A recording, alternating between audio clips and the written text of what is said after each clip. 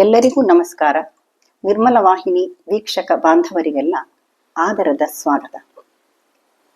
ಕಗ್ಗದ ಉಪಶೀರ್ಷಿಕೆ ಸಾಕ್ಷಿದ್ವಯ. ಮಣಿಮಂತ್ರ ತಂತ್ರ ಸಿದ್ಧಿಗಳ ಸಾಕ್ಷ್ಯಗಳೇಕೆ, ಮನಗಾಣಿಸಲು ನಿನಗೆ ದೈವದದ್ಭುತವ. ಮಣಿಮಂತ್ರ ತಂತ್ರ ಸಿದ್ಧಿಗಳ ಸಾಕ್ಷ್ಯಗಳೇಕೆ, ಮನಗಾಣಿಸಲು ನಿನಗೆ ದೈವದದ್ಭುತವ. ಮನುಜರೊಳಗಾಗಾಗ ತೋರ್ಪ ಮಹನೀಯ ಗುಣ, ಅನುವಾದ ಬೊಮ್ಮನದು ಮಂಕುತಿಮ್ಮ.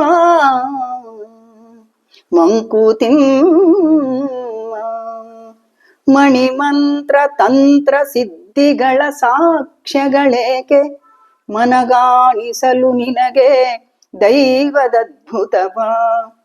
ಮನುಜರೊಳಗಾಗಾಗ ತೋರ್ಪ ಮಹನೀಯ ಗುಣ, ಅನುವಾದ ಬೊಮ್ಮನದು ಮಂಕುತಿಮ್ಮ.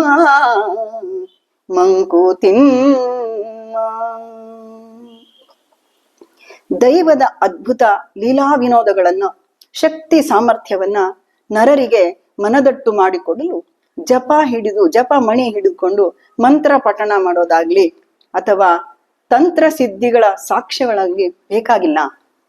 ಮನುಜರೊಳಗೆ ಅಂತರ್ಯಾಮಿಯಾಗಿರುವ ಪರಬೊಮ್ಮನ ಪ್ರೇರಣೆಯಿಂದ ಅನೇಕ ಮಹನೀಯ ಅಂದರೆ ಶ್ರೇಷ್ಠವಾದ ಗುಣಗಳು ವ್ಯಕ್ತವಾಗುತ್ತವೆ. ಪರಬೊಮ್ಮನ ಇರುವಿಕೆಗೆ, ಅಪಾರ ಮಹಿಮೆಗೆ ಇದಕ್ಕಿಂತ ಉತ್ತಮ ಸಾಕ್ಷಿ ಬೇರೊಂದು ಬೇಕಾಗಿಲ್ಲ. ಶ್ರೀ ಗುರು ರಾಘವೇಂದ್ರ ಸ್ವಾಮಿಗಳ ಸೇವೆ ಮಾಡಿದ ಅನೇಕ ಭಕ್ತರು ತಮ್ಮ ಕಷ್ಟ ಕಾರ್ಪಣ್ಯಗಳಿಂದ ಮುಕ್ತರಾದ ದೃಷ್ಟಾಂತಗಳು ಅಸಂಖ್ಯವಾಗಿವೆ. ತಿರುಪತಿ ತಿಮ್ಮಪ್ಪನನ್ನ ನೆನೆದ ಮಾತ್ರದಲ್ಲಿ ಸಂಕಟಗಳು ದೂರವಾಗುವುದು ಅನುಭವ ವೇದ್ಯವಾಗಿದೆ. ರಸ್ತೆಯ ಅಪಘಾತದಲ್ಲಿ ಪ್ರಾಣಾಪಾಯದಲ್ಲಿರುವವರನ್ನು ಪಾರು ಮಾಡಲು ಪರಮಾತ್ಮ ಸಜ್ಜನರನ್ನು ಅಲ್ಲಿಗೆ ಕಳುಹಿಸಿಕೊಟ್ಟು ಅವರಿಂದ ಸಕಾಲದಲ್ಲಿ ಚಿಕಿತ್ಸೆ ದೊರಕುವಂತೆ ಮಾಡಿದ ನಿದರ್ಶನಗಳು ಬೇಕಾದಷ್ಟಿವೆ. ಹೀಗೆ ಅನೇಕ ರೀತಿಯಲ್ಲಿ ಭಗವಂತನ ಮಹಿಮೆ ಜಗತ್ತಿಗೆ ಗೋಚರವಾಗುತ್ತಲೇ ಇರುತ್ತದೆ. ಇದಕ್ಕೆ ಯಾವ ಸಾಕ್ಷಿ ಬೇಕಾಗಿಲ್ಲ.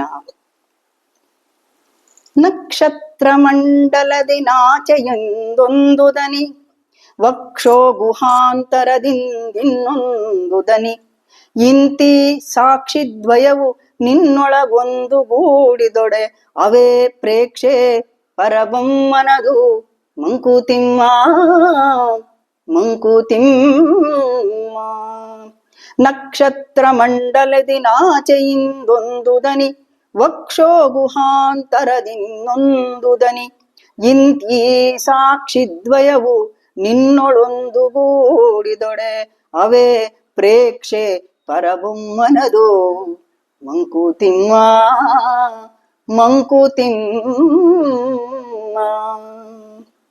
ಪ್ರೇಕ್ಷೆ ಅಂದ್ರೆ ದರ್ಶನ, ಸಾಕ್ಷಾತ್ಕಾರ. ವಕ್ಷೋ ಗುಹಾಂತರ ಅಂದ್ರೆ ಎದೆಯ ಗುಹೆಯ ಒಳಗೆ ಎನ್ನುವ ಅರ್ಥ ಕೊಡುತ್ತೆ. ನಕ್ಷತ್ರ ಮಂಡಲದ ಆಚೆಯಿಂದ ಒಂದು ದನಿ ಅಂದರೆ ದೇವಲೋಕದಿಂದ ಹೊರಹೊಮ್ಮಿದ ಧ್ವನಿ, ನಮ್ಮ ಹೃದಯ ಗುಹೆಯೊಳಗಿಂದ ಭಕ್ತಿ ಭಾವದಿಂದ ಪುಟಿದೇಳುವ ಇನ್ನೊಂದು ಧ್ವನಿ. ಈ ಎರಡೂ ಧ್ವನಿಗಳು ಒಂದಾದಾಗ ಶ್ರೀಹರಿಯ ದರ್ಶನ ಸಾಕ್ಷಾತ್ಕಾರಕ್ಕೆ ಸಾಕ್ಷಿಯಾಗುತ್ತದೆ. ಭಕ್ತ ಪ್ರಹ್ಲಾದನು ನಿರಂತರ ಹರಿನಾಮ ಸ್ಮರಣೆ ಮಾಡುತ್ತಾ ರಕ್ಕಸರ ಮಧ್ಯದಲ್ಲಿದ್ದು ಅವರು ನೀಡಿದ ಅನೇಕ ಘೋರ ಶಿಕ್ಷೆಗಳನ್ನು ಅನುಭವಿಸುತ್ತಿದ್ದರೂ ಅವೆಲ್ಲವನ್ನು ಲೀಲೆಯಿಂದ ಎದುರಿಸಿದ.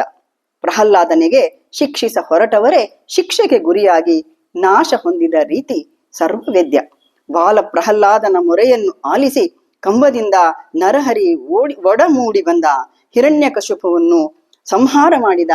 ಪುಟ್ಟ ಬಾಲಕ ಧ್ರುವನ ತಪಸ್ಸಿಗೆ ಒಲಿದು ವಾಸುದೇವ ರೂಪಿ ಪರಮಾತ್ಮ ದರ್ಶನವಿತ್ತು ಧ್ರುವನನ್ನು ಉದ್ಧರಿಸಿದ. ಕಡುಪಾಪಿ ಅಜಮಿಳ ನಾರಾಯಣ ಎಂದು ಮಗನನ್ನು ಕರೆದ. ಆದರೆ ಅವನ ಆರ್ತ ಧ್ವನಿಗೆ ವಿಷ್ಣು ದೂತರು ಪ್ರತ್ಯಕ್ಷರಾಗಿ ಯಮದೂತರಿಂದ ರಕ್ಷಿಸಿ ವೈಕುಂಠಕ್ಕೆ ಕರೆದೊಯ್ದರು. ಹೀಗೆ ಪರಬೊಮ್ಮನ ಸಾಕ್ಷಾತ್ಕಾರ ನಾನಾ ರೂಪದಲ್ಲಿ ನಾನಾ ಕಾಲದಲ್ಲಿ ವ್ಯಕ್ತವಾಗಿದೆ ಎಂಬುದೇ ಸಾಕ್ಷಿ. ಇಲ್ಲಿಗೆ ಇಂದಿನ ಸಂಚಿಕೆ ಮುಕ್ತಾಯವಾಯಿತು. ಮುಂದಿನ ಸಂಚಿಕೆಯಲ್ಲಿ ಭೇಟಿಯಾಗೋಣ. ನಮಸ್ಕಾರ.